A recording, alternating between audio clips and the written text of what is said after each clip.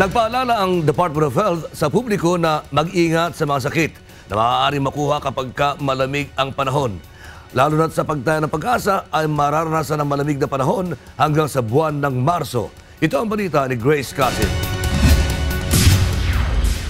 Lalo pang titindi ang lamig na mararanasan sa Luzon sa mga susunod na araw dahil sa epekto ng northeast monsoon o hanging amihan. Ayon sa pag-asa na itatala ang mas mababang temperatura tuwing madaling araw. Katulad na lamang noong January 2014 na umabot sa 16 degrees Celsius ang temperatura sa Metro Manila, habang bumaba naman sa 6 degrees Celsius sa Baguio City. Ang pinakamalamig na panahon ay mararanasan mula sa katapusan ng Enero hanggang sa kalagitnaan ng Pebrero, subalit mararamdaman pa rin ang cold weather hanggang sa unang linggo ng Marso. Ipinaliwanag ni Alvin Pura ng Weather Forecasting Center kung bakit sobra ang lamig tuwing buwan ng Enero. So, sa paghaba ng araw, unti-unti ring matutunaw yung yelo dyan sa Siberia at China. At pagdaan ng ating amihan, ibinubuga ng amihan yung malamig na hangin mula dyan sa Siberia at China papunta sa atin. Yung tinatawag natin. Kaya nagiging malamig po yung ating northeast monsoon or amihan.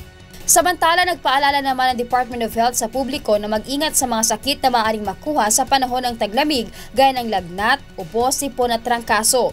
Ayon kay Dr. Lyndon Lisoy, tagapagsalita ng DOH, dapat magkaroon ng balanced diet, huwag manigarilyo at uminom ng alak. Mas mainam rin na magsuot ng makakapal na damit ngayong taglamig. Hinikayat rin ang kagawaran ng kalusugan ng publiko na palakasin ang immune system.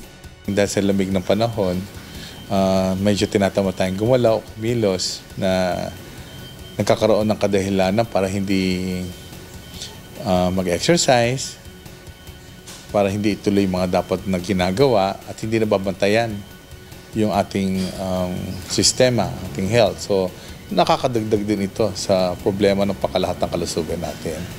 Grace Casin, UNTV News Worldwide.